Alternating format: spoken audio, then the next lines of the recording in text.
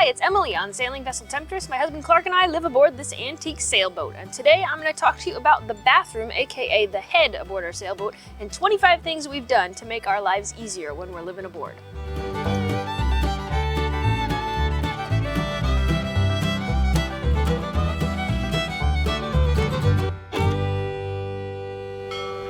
Alright, so welcome to the head. This is the head. It is pretty darn small. If we measure this width right here, it's 36 inches, and the floor is very small, but if we measure to the back of the toilet seat, we'll say it's another 36 inches, so 3 times 3 is 9. We'll round it up to 10. We're in under 10 square feet here in the bathroom.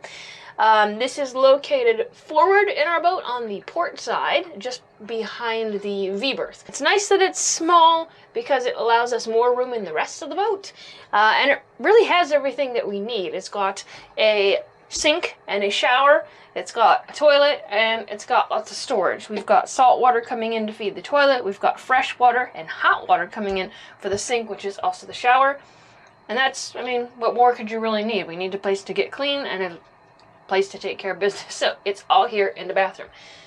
Here are 25 things that we've done to the bathroom that might be interesting to you. Alright, so number 1, we have an inline water filter down here. Salt water comes in the boat here, it comes in through this filter, and then it goes in to the toilet. The reason that's important is that there are little critters that live in the water, and we're just sucking water right in from the ocean. So if there's a little tiny fish or a shrimp or something that comes in, without that filter, it would go right into the toilet and it would probably get stuck up inside the toilet, which means if we want to clean it out, we either have to just kind of wait for it to rot, which is really gross, or we have to take apart the toilet to try to figure it out, which we just wouldn't do. So this helps because you can turn off this valve here, unscrew this, empty the little screen, hook that back up by turning the valve, and you're good to go. A lot of people don't have this. A lot of people have clogged up toilets all the time. So highly recommend the inline water filter. So the salt water comes from the ocean. Where does the fresh water come from? We have a Spectra Watermaker that makes about 7 gallons of fresh water per hour. We also, when we're in Luperon, the water quality here isn't great where we have our mooring, so we buy water in 5-gallon barrels or jugs for about 100 pesos, which is roughly $2. We have those delivered. We've got 2 70-gallon freshwater tanks, so 140 gallons total. So water is not super scarce, but it is valuable to us. It's not an unlimited resource, so we do want to conserve as much fresh water as possible. The fresh water feeds the sink, and the fresh water feeds the shower. They're essentially the same thing. Number 4, we have hot water in our bathroom, which if you live on land, you're like, okay, cool. Doesn't everybody have hot water in their bathroom? No, a lot of boats do not have hot water. So let me show you our tankless water heater. That'll be our next thing on the list. Our boat is an absolute disaster right now. We are redoing the aft cabin. I'm sure you can see how falling apart it is. But this is actually a second head, or it could be. There's a, believe it or not, my composting toilet from my tiny house is right here. But it's covered in stuff. We've never really needed a second head, so we're good with one, and hey, it's less to clean, so I'm happy. But we do keep our propane water heater here. It's got 2 incoming lines. It's got an incoming line for the propane, and then it's got the 2 water lines here. You can adjust the water flow, and you can adjust the propane flow. Both of those ways are ways that you can increase or decrease the temperature of the water. This is all controlled by a little switch that's in the galley where we click on the propane or we click it off, and it not only feeds the bathroom, but it also feeds the sink and the kitchen. We have this venting to the outside. This is not something you typically want to install on the interior of a space, but because it's ventilated, it is pretty good for us. We do have a carbon monoxide detector right outside the door here, and we've never, ever in the 30 years that there's been a tankless hot water heater on the boat, we've never had a problem with anything going wrong with it. These are about 150 bucks, so pretty cheap price to pay for hot water, considering when you're at a marina, sometimes you're paying like by the minute for a hot shower. That's crazy. This is something that you can definitely install on your boat, and it's going to make life so much better. Continuing on hot water, we essentially have 114 gallons of on-demand hot water whenever we want it, as long as we don't run out of propane. But it does take a little while for that water to heat up, so one of the hacks that Clark has put in is this little diversion valve down here. All we have to do is turn this, and it starts pumping hot water through and recycling it so that we're not running water down the drain while we're waiting for it to heat up. So that's a cool little hack that we've done. It's a pretty good quality faucet. We actually had one just like it that was about 30 years old, and the hoses started failing down below. The metal started wearing through and the plastic was showing, so we replaced that with the same thing. This has a little shut-off that you can use to stop the water while you are shampooing or soaping up or whatever you want to do. It also has a sprayer so you can adjust the flow. That hurts me so much to waste the water. Okay, and this is also the shower. So it goes up here, there's a little clip here, and that becomes the shower. Same thing. It's got a nice little lock here that locks it in position, which is especially nice when you're sailing. Our old one, that was failing a little bit, so it would swing around and you get your feet wet, but this one's locked in really nice. This is a homemade sink, actually. Clark molded this with fiberglass using a regular old mixing salad bowl as the mold and integrated it right into the countertop. So it's nice, and it doesn't have that metal edge where water collects and things like that. It's all sort of one piece. It's a little scuffed up over the years. We may end up refinishing the inside, but it served us pretty well. We've got a stopper for the sink, which helps especially if you're just taking a 5-point shower, or if you're shaving and you need to use the razor. Helps conserve water. These soap holders are fairly primitive but very effective. Bar soap is much more long-lasting than liquid soap, and it also takes up a lot less room. So we use bar soap primarily. We've got some regular soap here in this soap holder. It allows the water to drip off of it. If you have the soap just in a soap dish or on the counter, it tends to just get mushy and fall apart in the humidity and the heat. So this keeps it nice and dry. We've also got another one under here where we keep our lava soap when we've got really dirty jobs to clean up after. So we've actually got 2 of them, and they just hook right to the wall. We'll put a link to most of this stuff in our Amazon page. Toilet paper. We don't store the bulk of our toilet paper in the bathroom. We store it outside, which I'll show you later. But the important thing about the toilet paper is it's installed under the sink here, so it stays nice and dry. Some people have like a little cover that goes over the top of it, something fancy. This is just a regular old residential cheapo toilet paper roll, and we've just installed it under the sink, so the sink counter becomes the little roof to keep it dry. Let's talk about the actual toilet. This is a Raritan Highboy model. It's kind of like a regular household toilet. There's a lot of boat toilets that have these little bitty little seats, make you feel like you're in a camper all the time. And the seats sometimes are really expensive to replace. So this is just a regular residential toilet seat. It's installed higher, so it's installed above the water line. That way if you get a vacuum or a pull or a leak or any of those things, it's not going to fill up with water and overflow because the water line is down there. Because of that, it's elevated, and we have this little step, which is actually quite comfortable when you're sitting on the toilet. You just kind of lift your feet up and stick it there. This is a manual flush toilet, so it's got, this is pretty popular in boats. You'll see there's a dry setting and a flush setting. So if you put on the dry, it takes the water out. If you put it on flush, it brings water in to fill up the bowl. Now there's a lot of boats that have electric little buttons that you just press to flush the toilet. If you've got kids or, you know, whatever, it's a little bit easier than pumping it. But the nice thing about the pump is that if we meet resistance on the pump, we know that there's something clogging there, and we know it's time to take it apart. So it's like having roll down windows in your car. It's like one less thing to break, and you really get to sort of feel what's going on.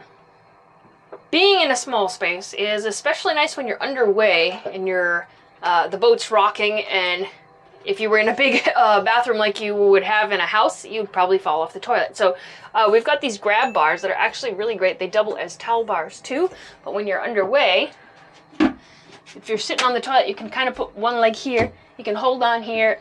You've got a full control that you can stay on the toilet when the boat is rocking and rolling.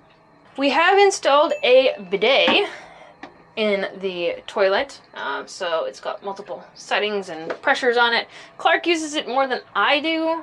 We've had pretty good availability of toilet paper, so maybe I'm just lazy, but it is a nice addition, especially if you're not showering every single day. It's nice to keep things fresh and clean. The water for the bidet comes from the cold side of the T that also feeds the sink, so same source of fresh water. So we've talked about how the water comes into the bathroom. Let's talk about how it goes out. The sink drains down into the floor, as does the shower, into, there's a place where there's a pump.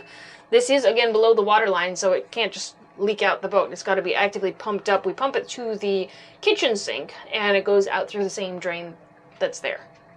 The toilet has two different ways that it can flush out, and we've got this big diversion valve here. So when it is in the forward position and we pump the toilet, the water is going to go to the holding tank, and that's useful when you've got when you're in a marina or you're in an area where a pump out boat comes around and it's required for you to hold on to your waste until it can be pumped out, usually in higher density areas or residential areas.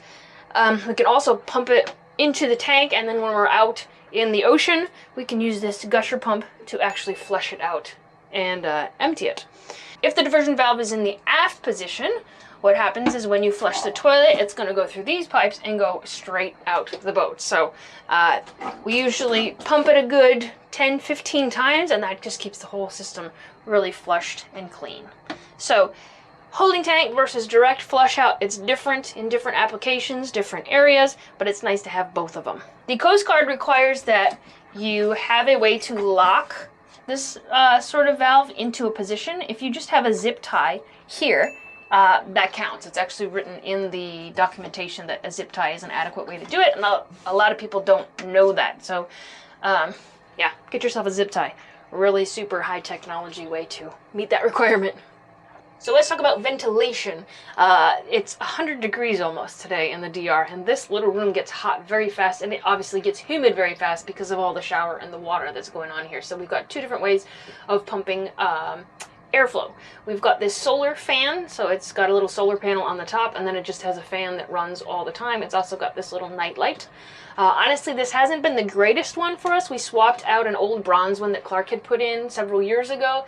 This one did not last nearly as long. We might even put the old one back in. Clark's had to virtually replace everything in here, including the fan motor. We're basically just looking at a plastic case and an LED light, so this is completely rehabbed.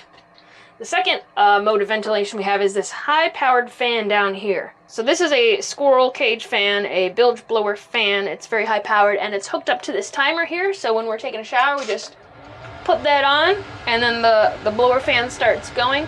Even if you're not taking a shower or the bathroom is relatively dry and you're just sitting on the toilet in 100 degrees, it's nice to have a little bit of coolant on your feet while you're doing your business. And that just has an off like that. This is a 4-inch fan, and it blows a lot of air. We've actually turned it down because it uses a lot of power. So Clark has hacked it a little bit, so it's a little bit lower power, but it still moves a heck of a lot of air. Below me is the shower grate. It's great. No, really, it is great because it keeps your feet dry, even if one of us has just taken a shower and the other one comes in here to brush her teeth. If we didn't have the grate, your feet would get all wet, and whatever dirt or whatever is down there would be shuffled around all the time. So this drains all the water out, just like you would for a sink full of dishes. For storage, we've got 4 of these sliding doors. They're fairly primitive. There's no hinges, there's no locks or anything like that. They just literally slide open and close. The nice thing about that is there's no hardware to break. They're pretty easy to take out and refinish or whatever you want to do. And it definitely keeps things in. There's no risk of things falling out when we're sailing. They're pretty well locked in there. So we've got little baskets and things for our soap and our deodorant and stuff like that. We've got on this side, we just have these little plastic shoe boxes, which I've stopped labeling permanently. I just put a piece of paper in there because we're recategorizing things all the time, but that keeps all of our general whatchamacallits organized. We've got one up here for first aid, for dental, all of our stuff in here.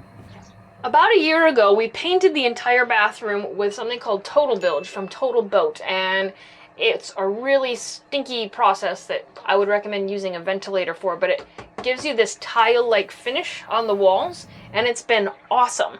After a shower, we'll just take the squeegee and get all the water off, and it stayed really nice and clean. It's really easy to just start getting mold and mildew in the bathroom, and we've done very little cleaning in here since we did that. It just keeps everything so nice. What do we use to clean the bathroom? Muriatic Acid is your friend. We use that occasionally when we get dark rings in the toilet. Obviously toilets get stained for the regular reasons, but because they're salt water, urine and salt water combine to form a really nasty scale that can plug up your toilet pretty fast. So keeping the maintenance going on that with just a little bit of muriatic acid every once in a while is great. Also, when I shower, I usually use either like a bar soap or a dandruff shampoo on my hair, and then I just rinse it with apple cider vinegar. I don't use conditioner anymore. So when I'm squeezing that out, I'll just squeeze the vinegar water into the toilet and let it sit for a while, and then scrub it and flush it out. So it's like two things in one, and it keeps things clean. We do have a towel holder here, and we'll keep like a washcloth and such on the hook here, but for actual towels, we hang them outside the bathroom because they don't make it humid in here. That's right under a port. There's these nice hooks. You can actually fit a lot of stuff on these hooks. So we hang towels there, and we use these rain leaf towels, which I switched to a while ago. We used to use Turkish towels, which were all cotton, which were very nice, but they just got moldy and mildewy so fast, and it was hard to maintain them. So these are really great, and they dry really fast. So we've got one roll of toilet paper in here. Where do we keep the rest of our toilet paper? We don't keep it in here because it's just too humid. We actually keep it across in this little closet. Okay, so we open this door. We've just got hooks and elastic. And we can store, let's see, 1, 2, 3, 4, 5, 6, 7, 8, 9, 10, about 20 rolls of toilet paper here, or paper towels or whatever. You just unhook it, add a new roll, and that's it. And it keeps it nice and dry, but it's also really close so that if you do that thing, which everybody inevitably does, where your spouse finishes up the toilet paper but doesn't remember to change it, you just open this door, grab a new roll, and you're good to go. So there you have it. There's 25 things that we've done aboard our boat to make our life easier. I want to know what you're doing aboard your boat. What hacks do you have that you want to share? Is there something that I left out that you think would be a really good thing for new sailors and people who've just bought a boat to know about how to make life easier when you're living aboard? As always, hit the like and subscribe button so that you can stay in touch with us and see all the other videos that we're putting out. Bye for now, and we'll talk to you next week.